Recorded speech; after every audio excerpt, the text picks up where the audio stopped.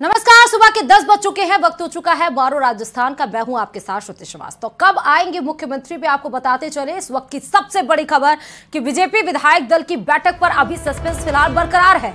पर्यवेक्षक नियुक्ति, लेकिन बैठक की तारीख अभी तय नहीं है, क्योंकि पहले तो रविवार को बोला जा रहा था, फिर सोमवार बोला गया, अब शायद मंगलवार को पर्यवेक्षक जयपुर की तरफ रुख करेंगे और विधायक दल की बैठक करेंगे। राजनाथ सहित 3 केंद्रीय पर्यवेक्षक हो चुके हैं नियुक्त। पर्यवेक्षक राजस्थान कब आएंगे, इसकी स्थिति अभी स्पष्ट नहीं है। जानकारी के अनुसार आज शाम को पर्यवेक्षक पहुंच सकते हैं जयपुर। मंगलवार को हो सकती है विधायक दल की बैठक और पार्टी की ओर से अभी तक आधिकारिक कार्यक्रम जारी नहीं किया गया है। और इस बीच में जहां पर छत्तीसगढ़, मध्य प्रदेश और राजस्थान को लेकर सीएम फेस बरकरार था, तो वहीं छत्तीसगढ़ को सीएम तो उनका नया मिल गया, जो 5 साल तक उनका नेतृत्व करेगा। लेकिन अभी भी सस्पेंस मध्य प्रदेश और राजस्थान को लेकर है, जहां राजस्थान पर हर एक दिन कब पर्यवेक्षक पहुंचेंगे इसकी तारीख बदलती हुई जा रही है। अब संभावित तौर पर यह माना जा रहा है, अनुमान लगाया जा रहा है कि मंगलवार को हो सकती है, लेकिन अभी फिलहाल स्थिति कोई भी स्पष्ट नहीं है कि कब पर्यवेक्षक जयपुर जाएंगे, विधायक दलों से करेंगे बात और मुख्यमंत्री पर सस्पेंस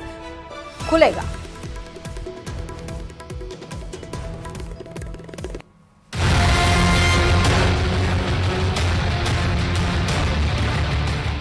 छत्तीसगढ़ सीएम पर मुहर, अब राजस्थान और एमपी की बारी। छत्तीसगढ़ में चौंकाया, राजस्थान में भी चौंकाएंगे। रक्षा मंत्री राजनाथ करेंगे विधायकों से मंथन। राजस्थान को जल्द मिलेगा नया सीएम। सीएम के साथ 2 डिप्टी सीएम भी संभव। फेस पर मंथन और कितना चिंतन।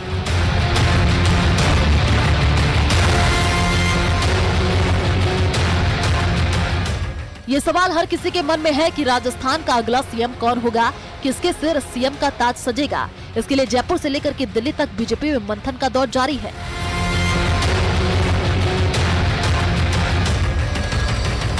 कहा जा रहा है कि राजस्थान के नए मुख्यमंत्री के कयासों पर छाए बादल सोमवार छट जाएंगे। भाजपा के प्रदेश मुख्यालय में सोमवार को विधायक दल की बैठक हो सकती है, जिसमें राजनाथ सिंह, विनोद तावड़े और सरोज पांडे सीएम के नाम का ऐलान करेंगे। मुख्यमंत्री के साथ 2 उप मुख्यमंत्रियों के नाम भी घोषित किए जाने की चर्चाएं हैं। डिप्टी सीएम में एक महिला और एक आदिवासी चेहरे को मौका दिया जा सकता है, क्योंकि 5 महीने बाद ही लोकसभा के चुनाव हैं। ऐसे में महिला को उप मुख्यमंत्री बनाकर आधी आबादी को और आदिवासी चेहरे को उप मुख्यमंत्री बनाकर दलित वोट बैंक को साधने का प्रयास किया जाएगा। अब आपको बताते हैं अब तक क्या क्या हुआ। 3 दिसंबर को नतीजे आए। बीजेपी को 115 सीटें मिली। दिल्ली में वसुंधरा राजे ने बीजेपी अध्यक्ष जेपी नड्डा से मुलाकात की। 1 घंटे चली मुलाकात के दौरान वसुंधरा राजे के साथ दुष्यंत सिंह भी मौजूद थे। बाबा बालकनाथ ने गुरुवार को गृह मंत्री अमित शाह से मुलाकात की। बीजेपी ने राजनाथ सिंह, सरोज पांडे और विनोद तावड़े को पर्यवेक्षक बनाया। मंगलवार को बीजेपी विधायक दल की बैठक होगी। केंद्रीय पर्यवेक्षक विधायकों से रायशुमारी करेंगे, हाईकमान को रिपोर्ट देंगे। छत्तीसगढ़ में सीएम फेस को लेकर बीजेपी ने सबको चौंका दिया है। विधायक दल की बैठक में सीएम के नाम पर मुहर लगा दी है। राज्य के बड़े आदिवासी चेहरा माने जाने वाले विष्णुदेव साय को यह जिम्मेदारी सौंपी गई है। पीएम मोदी उसी नेता को राजस्थान की कमान देंगे जो 24 में 25 की गारंटी दे सके।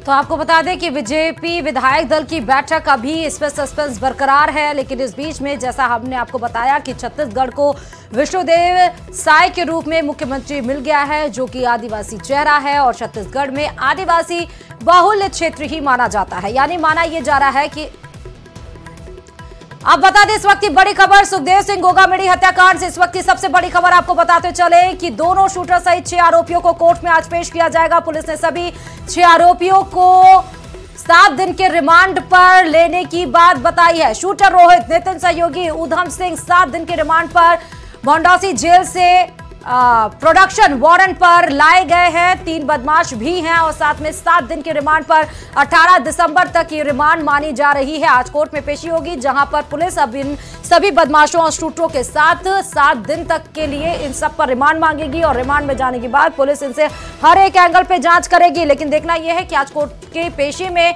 इन 3 बदमाशों सहित 7 आरोपियों को कितने दिन की रिमांड पर भेजी जाती है। संभावित तौर पर यही माना जा रहा है कि कोर्ट जो पुलिस कहेगी कि 7 दिन का रिमांड चाहिए, तो कोर्ट इस बात को मानकर इन सभी बदमाशों को, जो कि सुखदेव सिंह गोगामेड़ी हत्याकांड में शामिल है, इन सबको 7 दिन के रिमांड पर पुलिस कस्टडी में भेजा जाएगा। बता दें कि 5 दिसंबर को लगभग 1:21 पे जब दोपहर का वक्त था तो 3 शूटर सुखदेव सिंह गोगामेड़ी के घर पर घुसे, 10 मिनट की वार्तालाप की, उसके बाद ताबड़तोड़ गोलियां बरसाते हुए वो फरार होकर निकल गए। उसके बाद पुलिस SIT टीम गठित हुई, तमाम कमेटियां गठित हुई, जयपुर पुलिस से लेकर राजस्थान पुलिस से लेकर चंडीगढ़ पुलिस, यहां तक कि हरियाणा पुलिस और सारी पुलिस इस काम में लगाई गई और चंडीगढ़ से आखिरकार इनको गिरफ्तार कर लिया गया। यानी 4 दिन के बाद पुलिस को सफलता हासिल हुई और इन सभी शूटर्स को गिरफ्तार करके अब आज कोर्ट में इन सभी शूटर्स के साथ 7 आरोपियों की पेशी की जाएगी, जहां पर इनको 7 दिन के रिमांड के लिए पुलिस कस्टडी में भेजा जाएगा।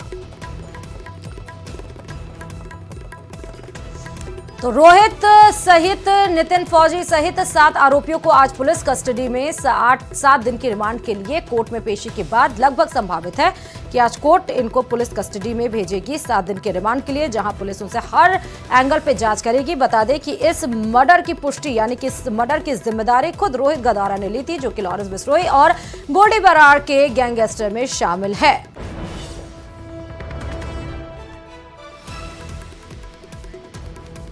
और इस खबर पर हमारे संवाददाता विष्णु जुड़े हुए हैं। विष्णु, आखिरकार 5 दिसंबर को जो घटनाक्रम घटित हुई, जिससे राजस्थान पूरा दहलुगा, राजस्थानी नहीं पूरा देश लगभग दहल उठा, आज कोर्ट में उन सभी की पेशी है। कोर्ट में क्या कुछ होना है, क्या कुछ अहम जानकारी आप दे रहे हैं?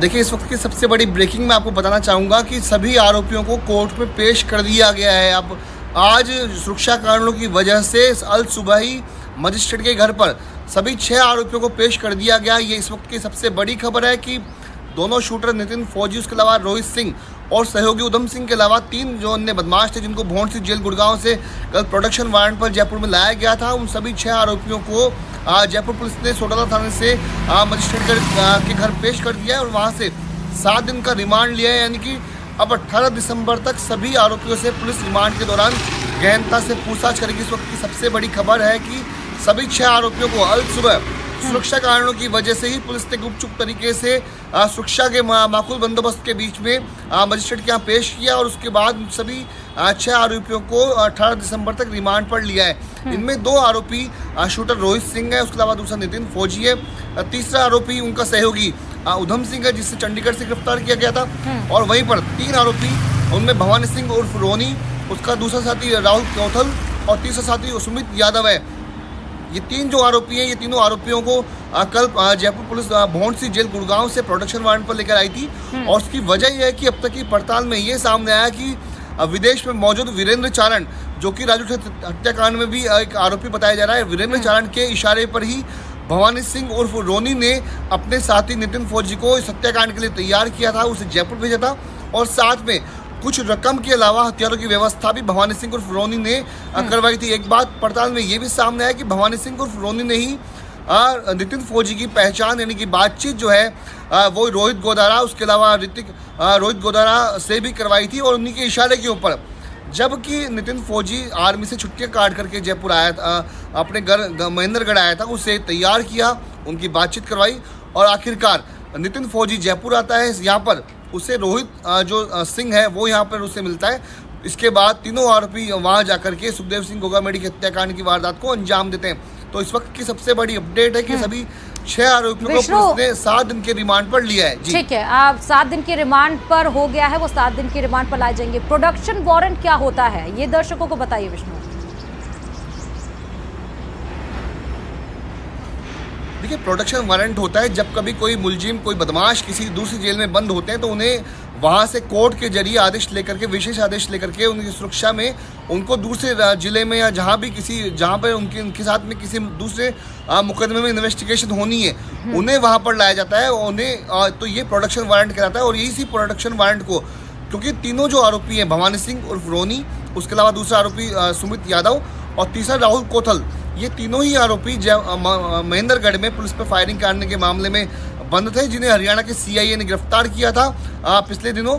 और उसके बाद वे सभी आरोपियों को पुलिस ने जेल में भेजा था, जहां पर भोंडसी जेल में ये आरोपी बंद थे। एक बात और मैं आपको बताना चाहूँगा, दर्शकों को बताना चाहूँगा कि 5 दिसंबर को जबकि सुखदेव सिंह गोगामेडी की हत्या हुई थी, उसके बाद में जब फायरिंग करते हुए का सीसीटीवी फुटेज सामने आया, उसके बाद जो फुटेज थे वो राजस्थान पुलिस ने हरियाणा पुलिस के साथ में शेयर किए थे और इन्हीं सीसीटीवी फुटेज को हरियाणा में पुलिस ने जो भौंडसी जेल में जाके जब पूछताछ की तो जेल में मौजूद भवानी सिंह उर्फ रोनी ने और उसके साथियों ने ये तस्दीक की कि इस हत्याकांड में शामिल जो एक आरोपी जो शूटर है उसका नाम नितिन फौजी है। तो इस तरीके से नितिन फौजी की जो पहचान है वो पहले ही दिन हो गई थी और इसी तरह से इसी वजह से ये भी सामने आया कि वीरेंद्र चारण के कहने पर ही भवानी सिंह उर्फ रोनी ने नितिन फौजी को हत्याकांड के लिए तैयार किया था। जी, इसका मतलब कि विष्णु अब सारी जो धीरे धीरे गुत्थियां थी वो सुलझती हुई नजर आ रही हैं। 7 दिन के रिमांड के साथ ही प्रोडक्शन वारंट। अच्छा विष्णु, ये 7 दिन की रिमांड होगी, प्रोडक्शन वारंट हो गया, उसके बाद नेक्स्ट स्टेप क्या होगा पुलिस का? फिर कोर्ट में पेश किए जाएंगे ये? देखिए मैं एक बात कल भी कह रहा था कि जिस तरह से अभी जो मुलजिम जो शुरुआत में जो धरपकड़ हुई थी वो सबसे पहले एक रामवीर को पकड़ा गया जो कि सहयोगी था, उसके बाद में दोनों शूटर्स, उसके अलावा एक सहयोगी उधम सिंह को चंडीगढ़ से पकड़ा गया।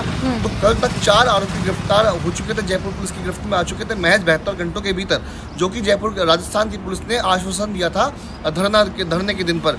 लेकिन उसके बाद जो ही पड़ताल हुई तो ये भी सामने आ गया कि नितिन फौजी को भेजने वाला, नितिन फौजी को हत्याकांड के लिए तैयार करने वाला मुख्य जो आरोपी है वो वीरेंद्र चारण है, जो कि राजू हत्याकांड में भी नामजद है।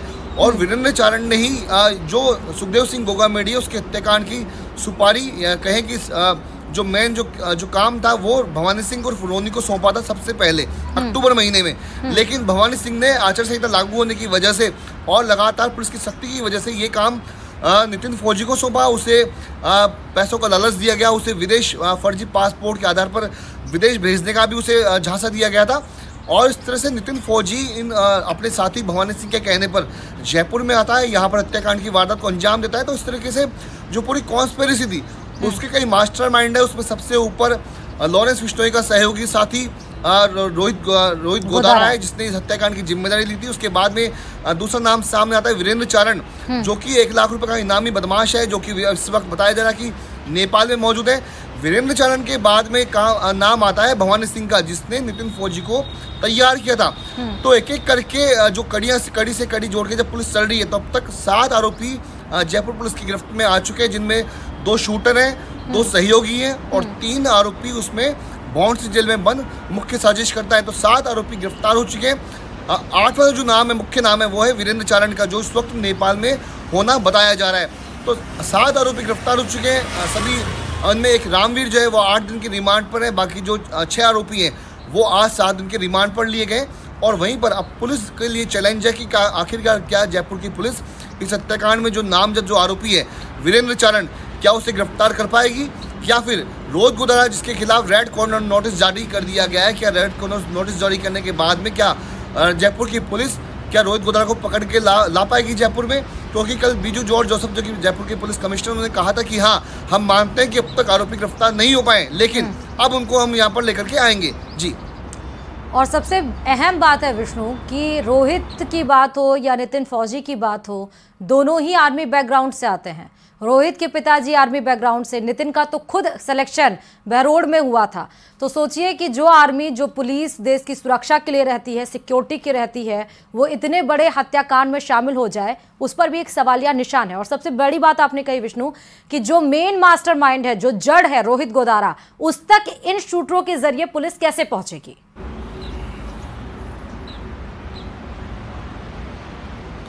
देखिए, मैं एक अपडेट आपको देना चाहूँगा कि नितिन फौजी जो कि सुखदेव सिंह गोगामेडी हत्याकांड का मुख्य शूटर था, और मैं आपको ये भी बताना चाहूँगा दर्शकों को कि नितिन फौजी 7 नवंबर को 2 दिन की छुट्टियां लेकर के आर्मी से, यानी चूंकि वो जाट रेजिमेंट में था इंडियन आर्मी में, नितिन फौजी 7 नवंबर को, अब तक की जानकारी में सामने है कि 7 नवंबर को 2 दिन की छुट्टियाँ लेकर के अपने घर आया था। नितिन की जो घर है वो महेंद्रगढ़ में है, लेकिन उसकी जो पोस्टिंग थी वो हरियाणा से जुड़ते हुए ही अलवर जिले के बहरोड में थी।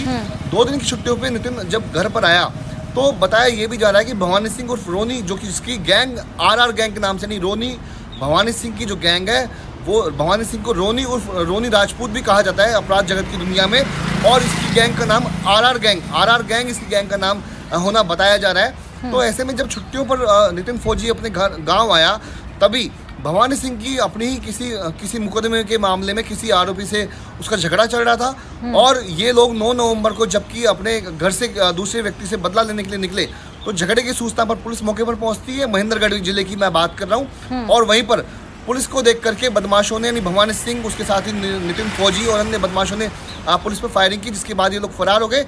इसी वजह से अब तक की जानकारी में ये सामने आ रहा है कि नितिन फौजी छुट्टियों पर आया था, लेकिन अपने साथी भवानी सिंह और रोनी के साथ हुए झगड़े में पुलिस पर फायरिंग के मामले में वो फरार हो गया और इसी के दौरान फरारी के दौरान ही भवानी सिंह ने सुखदेव गोगामेडी की जो हत्याकांड की जो जिम्मा था वो नितिन फौजी को दिया था और इसके लिए रोहित गोदारा से भी भवानी सिंह ने ही वीरेंद्र चारण और रोहित गोदारा से मुलाकात करवाई थी। जी अब विष्णु देखिए, सामने तो एक जो गिरफ्तार हुए वो सामने हो गए।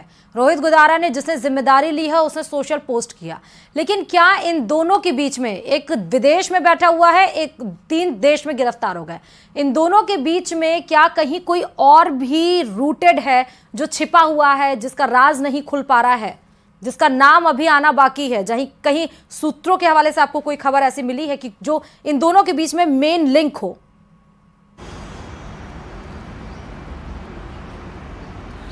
देखिए, अभी तक जयपुर पुलिस की माने या फिर दिल्ली पुलिस ने जिस तरह से कल प्रेस कॉन्फ्रेंस की थी, एक बात बहुत साफ हो चुकी है, हत्याकांड का जो मुख्य मास्टरमाइंड है वो वीरेंद्र चारण है, जो कि विदेश में बैठा हुआ है। उसे हत्या के लिए तैयार करने वाला या डायरेक्शन देने वाला वो रोहित गोदारा है। तो 2 बड़े नाम जो है वो साफ हो चुके हैं और दोनों ही लॉरेंस बिश्नोई की गैंग से ताल्लुकात रखते हैं।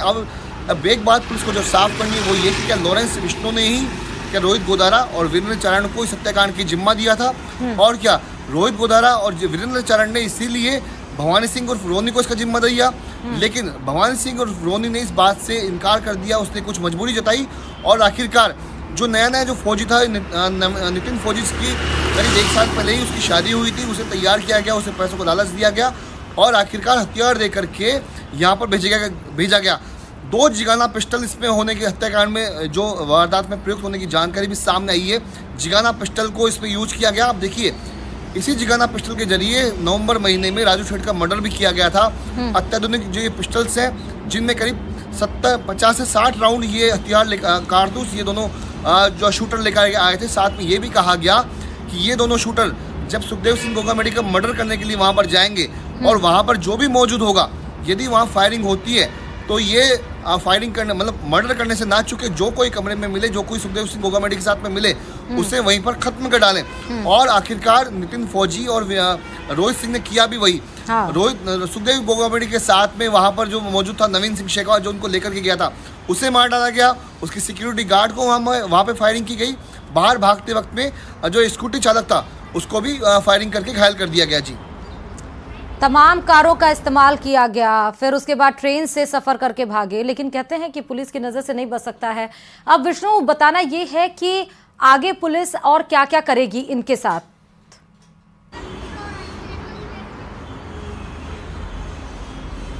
देखिए, आगे आने वाले वक्त में अब ये होगा कि आज पुलिस ने जिस तरीके से कल सबसे पहले रामवीर को 8 दिन के रिमांड पर लिया था, जो कि उसका सहयोगी था, जिसने जयपुर में नितिन फौजी को ठहराने की व्यवस्था की थी, होटल की व्यवस्था की थी, जहाँ पैसों की व्यवस्था की थी। और उसके बाद में अब चूंकि 6 आरोपी आज 7 दिन के रिमांड पर ले लिए गए। इन 7 यानी जो सभी 7 आरोपी हैं उनसे अलग अलग तरीके से पूछताछ की जाएगी, यानी कि अलग अलग ले जा करके पूछताछ की जाएगी। उसके बाद में आमने सामने बैठा के क्रॉस वेरिफिकेशन इनके आपस में जो तस्दीक की जाएगी उनके बयानों की, क्या वो जो बयान दे रहे हैं क्या उनमें एक समानता है कि नहीं है।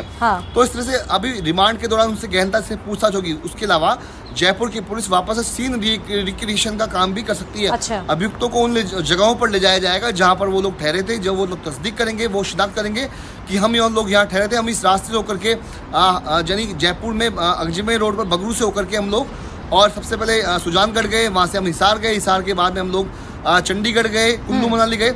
जहाँ जहाँ ये आरोपी हत्याकांड के बाद में फरारी इन्होंने काटी, जहाँ ये लोग ठहरे थे, उन सभी जगहों की तस्दीक जयपुर की पुलिस इन रिमांड की अवधि के दौरान उनसे करवाएगी। साथ में जो हथियार इस हत्याकांड में प्रयुक्त हुए थे, जिगाना पिस्टल प्रयुक्त हुई थी, उनकी बरामदगी जयपुर की पुलिस रिमांड के दौरान करेगी। तो कई अहम काम इसमें करने, साथ में हो सकता है कि वीरेंद्र चारण की गिरफ्तारी के लिए भी प्रयास और किए जाए, क्योंकि वीरेंद्र चारण अभी 1 लाख का इनामी राजू शेठ हत्याकांड में भी वो अभी फरार चल रहा है। तो वीरेंद्र चारण को गिरफ्तार करना जयपुर पुलिस के लिए चैलेंज है। जैसा कि कल police commissioner Biju George Joseph ने कहा था कि हम इनको सबको गिरफ्तार करके लाएंगे। तो आने वाले वक्त में देखना होगा कि किस तरीके से राजस्थान की पुलिस इस काम को करती है। जी अब विष्णु, नौजवान ये सारे जो आरोपी हैं वो लग रहे हैं, अब देखना ये है कि आर्मी बैकग्राउंड के लोगों को जिस तरह इस जुर्म की दुनिया में लाया जा रहा है, क्या पुलिस उधर भी जा रही है? क्या पुलिस की इन्वेस्टिगेशन उधर भी जा रही है कि ऐसे राजस्थान में या देश में विदेश में बैठे लोग कितने सक्रिय हैं जो नौजवानों को जुर्म की दुनिया का शिकार बना रहे हैं, या एक पूरा ग्रुप तरह एक पूरा नेक्सस तैयार कर रहे हैं? विष्णु, देखिए, मैं थोड़ा आपको पीछे लेके चलूंगा कि मैं अब जब जिस तरह से मैं लगातार इन घटनाओं को कवरेज कर रहा हूँ, तो सबसे पहले मैं बताऊंगा कि राजू हत्याकांड हुआ, उसके बाद में जयपुर में जी क्लब पे रंगदारी के लिए एक फायरिंग की वारदात हुई थी, और उसके बाद सुखदेव सिंह गोगामेडी का मर्डर हुआ है। ठीक है विष्णु, मैं आपके पास लौटूंगी, लेकिन अभी फिलहाल आप बहुत जानकारी देने के लिए बहुत बहुत शुक्रिया। और अब आपको बताएंगे कि कब आएंगे मुख्यमंत्री में एक और बड़ी जो खबर है वो आपको बताते चले। दरअसल बीजेपी विधायक दल की बैठक पर लगातार सस्पेंस बरकरार है, पर्यवेक्षक नियुक्त, लेकिन बैठक की तारीख अभी तय नहीं है। राजस्थान में कब राजनाथ सहित 3 पर्यवेक्षकों की एंट्री होगी, इसकी अभी कोई भी पुष्टि नहीं है। पर्यवेक्षक तो नियुक्त किए जा चुके हैं, पर्यवेक्षक राजस्थान कब आएंगे इसकी स्टडी अभी पुष्टि नहीं की गई है। जानकारी के अनुसार आज शाम को पर्यवेक्षक पहुंच सकते हैं जयपुर, मंगलवार को हो सकती है विधायक दल की बैठक। पार्टी की ओर से अभी तक आधिकारिक कार्यक्रम जारी नहीं हुए हैं, लेकिन मुख्यमंत्री रेस से तमाम ऐसे नाम थे जैसे बाबा बालकनाथ, किरोड़ मीणा, इन सब ने फिलहाल बड़े स्टेटमेंट दे दिए कि वो मुख्यमंत्री के रेस में नहीं है। सीपी जोशी ने इसकी शुरुआत की थी जब मीडिया से कर्मियों से पूछा गया था, जब वो दिल्ली गए थे, तो साफ तौर पर उन्होंने कहा था कि नहीं, मैं मुख्यमंत्री के रेस में नहीं हूं। इस खबर पर हमारे संवाददाता सौरभ जुड़े हुए हैं। सौरभ, लगातार जो कार्यक्रम है पर्यवेक्षकों के वो दिन पे दिन आगे बढ़ते हुए नजर आ रहे हैं, और क्या जानकारी, कब सस्पेंस खुलेगा, मुख्यमंत्री का चेहरा कौन होगा? जी बिल्कुल, देखिए आज 8वां दिन है, परिणाम 3 दिसंबर को आए थे और उसके बाद से लगातार ये जो इंतजार है वो लंबा ही होता जा रहा है। और अब कई सवाल जो है वो खड़े हो रहे हैं कि आखिरकार इस देरी के पीछे की वजह क्या है। क्या राजस्थान जो है वो लॉबिंग में, गुटबाजी में फंसा हुआ है, यही कारण है कि अभी तक जो है वो मुख्यमंत्री के नाम का ऐलान जो है वो नहीं हो पाया है? क्योंकि जिस प्रकार से तमाम नाम सामने आ रहे हैं मुख्यमंत्री पद को लेकर, तो पूरी संभावना ऐसी है कि संभवतः एक नाम पर सहमति जो है वो पार्टी नहीं बना पा रही। इसी कारण से ये देरी जो है वो हो रही है। लगातार ये चर्चा चल रही थी कि पर्यवेक्षकों की नियुक्ति के बाद जो है वो विधायक दल की बैठक किसी भी वक्त हो सकती है, लेकिन अब जो है वो चाहे बात रविवार, सोमवार और अब मंगलवार पर इंतजार किया जा रहा है कि संभवतः मंगलवार को जो है वो विधायक दल की बैठक हो जाए। तमाम विधायकों को, लेकिन सौरभ, क्या आज पर्यवेक्षक, क्या राजनाथ सिंह, सरोज पांडे और विनोद तावड़े, आज राजस्थान में इन तीनों पर्यवेक्षकों की एंट्री हो जाएगी, ये मान सकते हैं? देखिए, राजनाथ सिंह का एक कार्यक्रम है, बताया जा रहा है, चूंकि राष्ट्रपति जो है वो उत्तर प्रदेश लखनऊ जो है वो जा रही है, तो संभवतः उन्हें वहां पर जाना पड़े। इस लिहाज से ये संभावनाएं कम है कि जो राजनाथ सिंह है वो आज जो है वो जयपुर पहुंचे। लेकिन जिस प्रकार की देरी हो रही है, और क्योंकि देखिए मुख्यमंत्री का निर्णय जो है वो होना है और सरकार जो है वो नई गठन होना है, तो ऐसे में ये नहीं कहा जा सकता कि सिर्फ इन कार्यक्रमों के चलते जो है वो यहाँ पर देरी हो रही है। क्योंकि अगर ऐसा होता है तो दिन भर कार्यक्रमों के बाद जो है वो राजनाथ सिंह रात को भी पहुंच सकते हैं और रात को भी जो है वो विधायक दल की बैठक जो है वो हो सकती है। यानी ये एक बहाना है। पार्टी में कहीं न कहीं गतिरोध जो है वो पूरी तरह से सामने नजर आता हुआ नजर आ रहा है। पूर्व मुख्यमंत्री वसुंधरा राजे के वहां पर जिस प्रकार से लगातार विधायक जो है वो पहुंच रहे हैं, और पार्टी जो है वो अब तक कोई स्पष्ट बात जो है वो नहीं कर पाई है। बीजेपी के प्रदेश अध्यक्ष सीपी जोशी एक लगातार कह रहे हैं कि जल्द जो है वो विधायक दल की बैठक होगी, जल्द तिथि जो है वो तय होगी, लेकिन फिलहाल ऐसा होता हुआ नजर नहीं आ रहा है। और कुछ सूत्र ये भी कहते हुए नजर आ रहे हैं कि संभवतः कल भी जो है वो विधायक दल की बैठक न हो और संभवतः बुधवार को विधायक दल की बैठक हो। मुझे ये ध्यान है कि बीजेपी पहली बार राजस्थान में बिना मुख्यमंत्री के फेस के इलेक्शन लड़ी हुई है, क्योंकि 2003, 2008, 2013, 2018 यानी कि 2003 और 2013 का तो मुझे डेट भी याद है कि 23 दिसंबर को वसुंधरा राजे ने जब शपथ ली थी। मतलब एक जो संभावित कार्यक्रम होते हैं, एक प्रोसीजरल जो वे होता है कि विधायक दल की बैठक होगी, पार्लियामेंट्री डिसाइड करेगा, पहले से चेहरे डिसाइड होते थे। लेकिन इस बार बीजेपी 3 तारीख को परिणाम आए और आज 11 तारीख हो गई, अभी तक पर्यवेक्षक कब एंट्री करेंगे इसकी कोई पुष्टि नहीं है। वहीं छत्तीसगढ़ में सीएम को अपॉइंट कर दिया गया है, जो कि आदिवासी चेहरा है। तो क्या जातीय समीकरण को साधने में अभी कवायतें लगी हुई है बीजेपी की, इसलिए लेट हो रहा है क्योंकि 2024 आगे है? सौरभ जी बिल्कुल, देखिए 2024 तो है ही, उसी के चलते ये देरी जो है वो हो रही है। लेकिन सिर्फ वसुंधरा राजे नहीं, इससे पहले भैरव सिंह शेखावत थे, तब भी जो है वो बीजेपी जो है वो चेहरे के जरिए ही जो है वो मैदान में उतरती है। लेकिन इस बार बीजेपी के सामने कई तरह की चुनौतियां हैं। वसुंधरा राजे एक चुनौती है ही, लेकिन इसके अलावा जो दूसरे बड़े नेता हैं उनको किस प्रकार से सेट किया जाए, और अगर किसी एक व्यक्ति को जो है वो मुख्यमंत्री बनाया जाता है तो उसके बाद में कॉम्प्लिकेशन किस प्रकार के हो सकते हैं। क्योंकि देखिए ब्यूरोक्रेसी को संभालना है, डिलीवर करना है, और उसके लिए ज्यादा वक्त नहीं बचा है, सिर्फ 3 महीने का वक्त है, क्योंकि 3 महीने बाद लोकसभा के चुनाव की एंट्री जो है वो हो जाएगी, और एक तरह से पूरी तरह से जो है वो लोकसभा के ऊपर फोकस जो है वो हो जाएगा।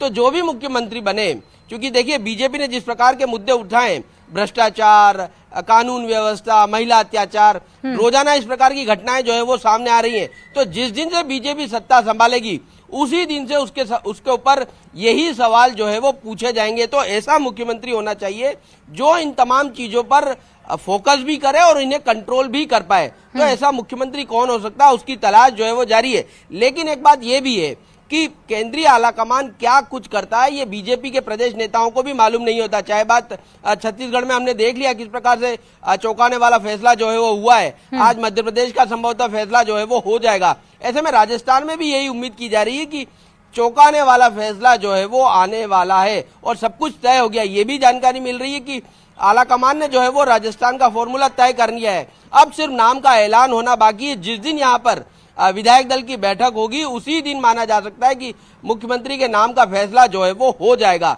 लेकिन अब देखना होगा कि ये फैसला कब होता है, कब विधायक दल की बैठक जो है वो होती है। 2014 से अगर हम इलेक्शन उठा के देखें चुनाव का बीजेपी का, तो बीजेपी कास्ट वोटर पे कहीं ना कहीं करती हुई नजर आ रही है पॉलिटिक्स।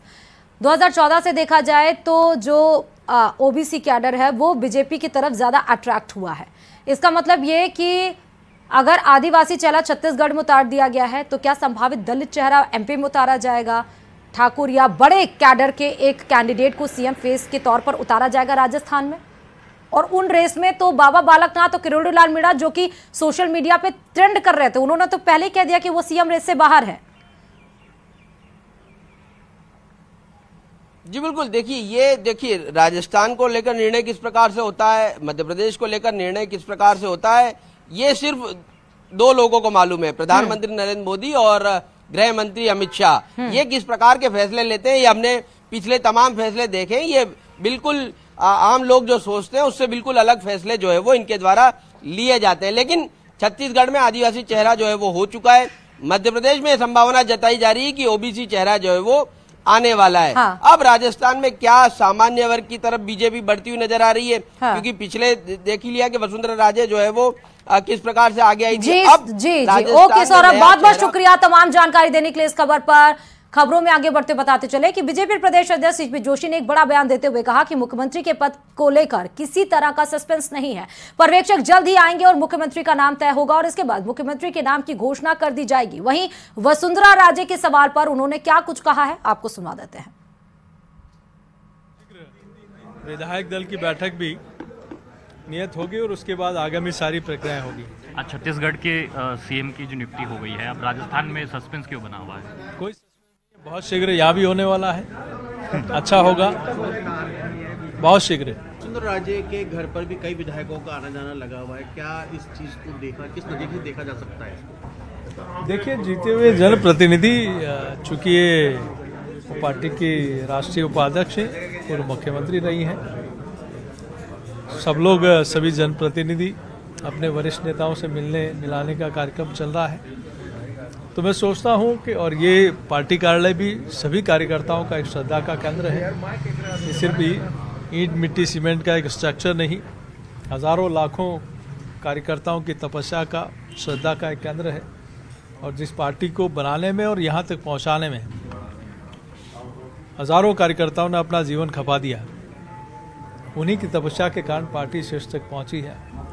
और मैं सोचता हूँ सभी जनप्रतिनिधि अपने अपने क्षेत्रों में जनता का धन्यवाद दे रहे हैं, देव दर्शन कर रहे हैं और शीघ्र ही विधायक दल की बैठक के बाद जयपुर पहुंचेंगे। सर की बात भी आ रही है, कोई खेमाबंदी नहीं है। सर कई जो नेता हैं उनके आवास पर जो पहुंचे उन्होंने कहा कि वसुंधरा राजे को मुख्यमंत्री बनाया जाए, एक पैरवी करते हुए नजर आए। विधायकों ने कहा है, कई विधायक जो वहां पर दिखाई दिए, क्या चलिए बात करेंगे इस विषय। और यहाँ रुकते हैं छोटे से ब्रेक के लिए, जल्द हाजिर होंगे। कहीं मत जाइए, बने रही न्यूज़ 18 राजस्थान के साथ।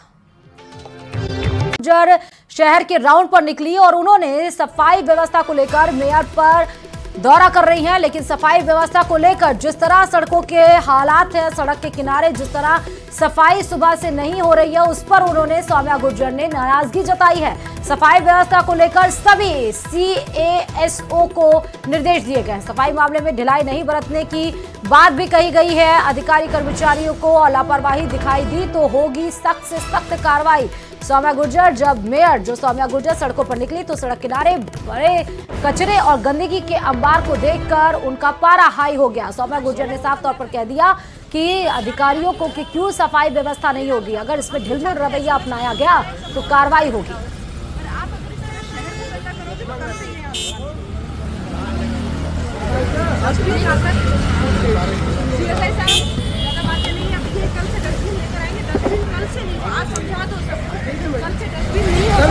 वहाँ दुकानें नहीं रहेगी। अगर कल किसी के डस्टबिन नहीं होंगे, डस्टबिन होता है क्या? ये डस्टबिन होता है क्या?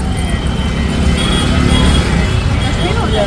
हाँ, आप ये सोचिए, पूरा शहर को गंदा कर रहे हो, आप ध्यान भी चाहते हो और फिर आप चाहते हो, हम भी चाहते हैं SMS पर जो भी आए सब लोगों को चाय पिलाओ, पर आप अगर शहर को गंदा करोगे तो कल से ही है। तो सौम्या गुर्जर को आप सुन रहे हैं, साफ तौर पर उन्होंने कह दिया सभी CSI अपनी लोकेशन आप बताएं कि आप लोग कहाँ कहाँ हैं। और ये मैं देख रही हूँ मुख्य मार्गों के ऊपर कचरे के ढेर लगे हुए हैं। यहाँ आप सफाई कर्मचारियों की ड्यूटी लगाकर और ऐसे स्थानों को चिन्हित करके और उसको साफ करवाएं।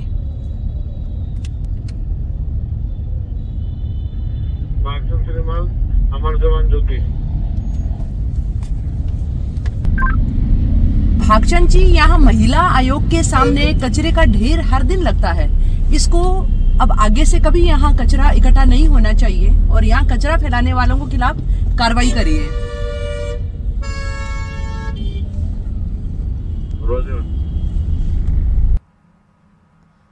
तो बड़ी खबर आपको जयपुर से बता रहे हैं, जहां सफाई व्यवस्था को लेकर मेयर दौरा कर रही थी, उस दरमियान उनको सड़क के किनारे लगे अंबार, गंदगी के अंबार पर लेकर वो बिखर गई और साफ तौर पर उन्होंने हिदायत दी कि जो भी यहाँ पर जिसकी भी ड्यूटी होती है सफाई कर्मचारियों को यहाँ पर तैनात किया जाए।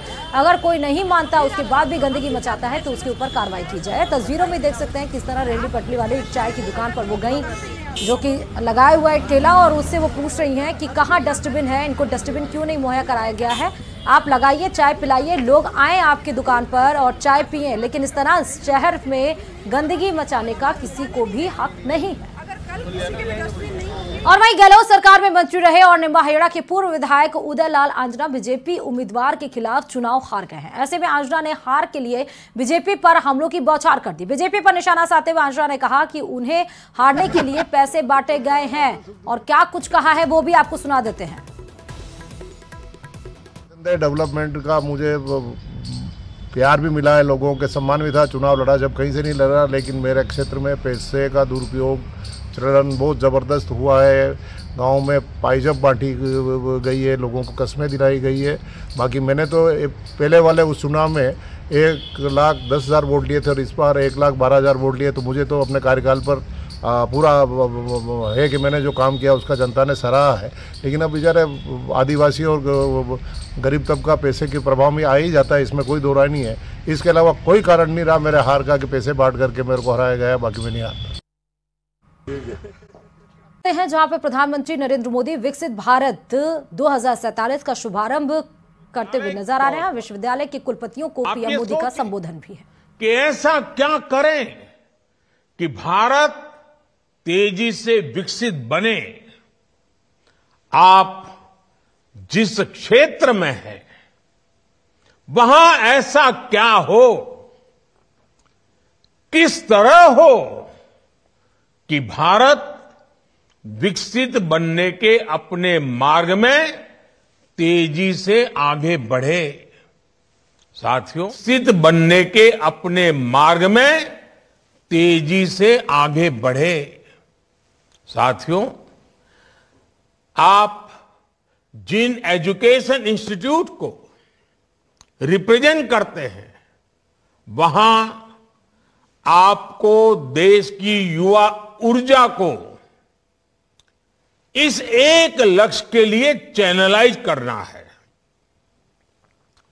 आपके संस्थानों में आने वाला हर युवा कुछ न कुछ विशेषताओं के साथ आता है। उसके विचारों को चाहे वो कितने भी विविध क्यों न हो, उन सबको विकसित भारत के निर्माण की धारा से जोड़ना है।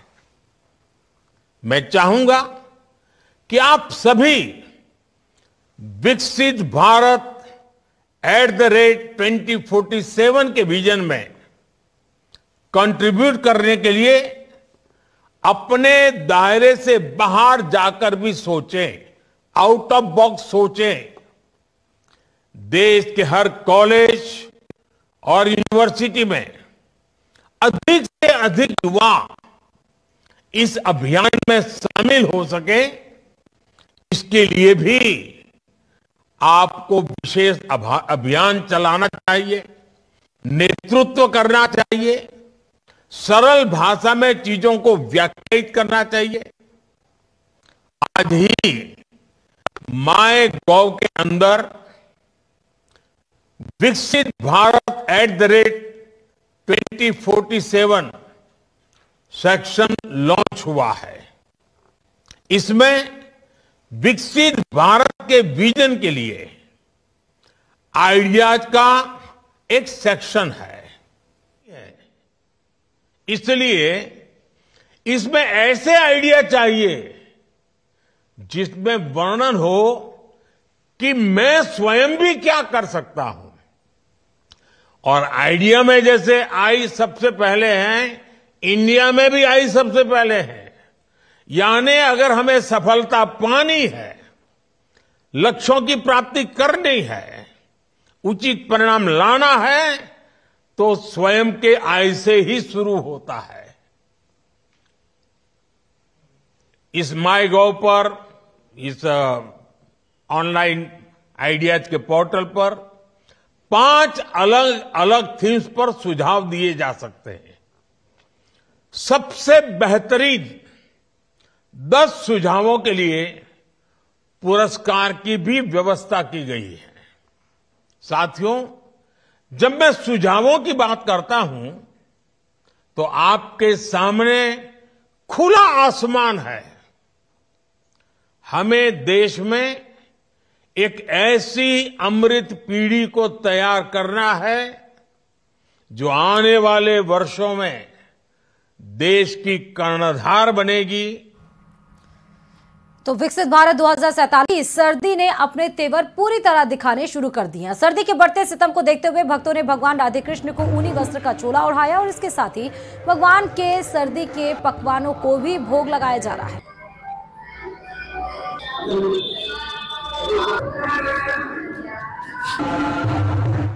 मौसम है और सर्दी ने कहीं ना कहीं अपने तीखे तेवर दिखाना शुरू कर दिया है।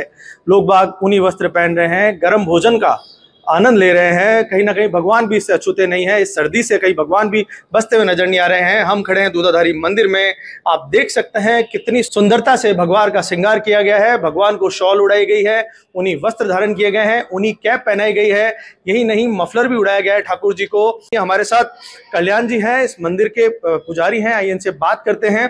कल्याण जी, कपड़ों में तो बदलाव आ चुका है और हर बार नया श्रृंगार किया जा रहा है। भगवान, खान पान में कितना बदलाव आया है? जी, सर्दी ऋतु जैसे प्रारंभ होती है उसी प्रकार ठाकुर की सेवा में भी परिवर्तन हो जाता है। प्रातः काल से पुजारी जो हैं उठ करके ठाकुर जी के लिए जल गर्म करते हैं, सिगड़ी लगाते हैं ठाकुर जी को सर्दी से बचाव के लिए। फिर ठाकुर जी की पोशाक में विशेष ऊनी वस्त्र आए, हाथ से सिले हुए वस्त्र ये ऊनी, और ठाकुर जी को शॉल, ब्लैंकेट्स, और रात्रि को ठाकुर जी को रजाई धारण करवाई जाती है शयन के अंदर। और प्रातः काल से ठाकुर जी को भोग के अंदर गर्म जो है वो आने लग गया है, जैसे तिलपट्टी है, गजक है। और ठाकुर जी के राजभोग में भी परिवर्तन हुआ है। जहाँ पर चावल आता था पर ठंडा बना गया चावल को, तो उसकी जगह खिचड़ी आ गई है। और भोजन में परिवर्तन हुआ है, घाट है, राब है, ये भोजन में ठाकुर जी के परिवर्तन हुआ है। और ठाकुर जी को सिगड़ी लगाई जाती है जिसके अंदर गूगल का धूप लगाया जाता है, जिससे कि गर्माश रहे ठाकुर जी को। और इत्र के अंदर भी परिवर्तन हुआ है। ठाकुर जी को जहाँ पर गुलाब का इत्र और खस का इत्र आता था गर्मी में, वो अब चेंज होकर के हीना, केसर, इसका इत्र ठाकुर जी को धारण करवाया जाता है। बहुत ही सुंदर वस्त्र हैं। ये वस्त्र कहाँ से लाए गए हैं या ठाकुर जी के लिए स्पेशली डिजाइन किए गए हैं ये वस्त्र? जी, ये भी यहीं से ही एक माताजी है, तो ठाकुर जी के लिए वस्त्र डिजाइन करती है वो, और अपने हाथ से ही वो इनका सिलाई करती है। वो आती है ना माताएं, पहले बैठ करके बुनती थी अपने बच्चों के लिए स्वेटर वगैरह, वो ठाकुर जी के लिए बना करके प्रथम लाई, और अब भक्तों के द्वारा सब अपना धारण करवाते हैं पोशाक। जैसे कि आप देख सकते हैं कि ठाकुर जी, कृष्ण भगवान, राधा रानी कितने सुंदर लग रहे हैं। अद्भुत दृश्य है। लगातार भक्त ये श्रृंगार देखने के लिए दूधाधारी मंदिर पहुंच रहे हैं। सबसे बड़ी बात यह है, जैसे हमारे खान पान में फर्क आता है, मक्खी, राब, ये चीज़ें हम ज़्यादा सेवन करते हैं सर्दी में, वैसे ही ठाकुर जी को भी इन चीज़ों का भोग लगाया जा रहा है। वीडियो जर्नलिस्ट अंकुर सनाटी के साथ राहुल कौशिक, न्यूज़ 18 भिलवाड़ा। और इन्हीं तमाम खबरों के साथ मारो राजस्थान में अभी के लिए फिलहाल इतना ही, और खबरों के लिए देखते रहिए न्यूज़ 18 राजस्थान।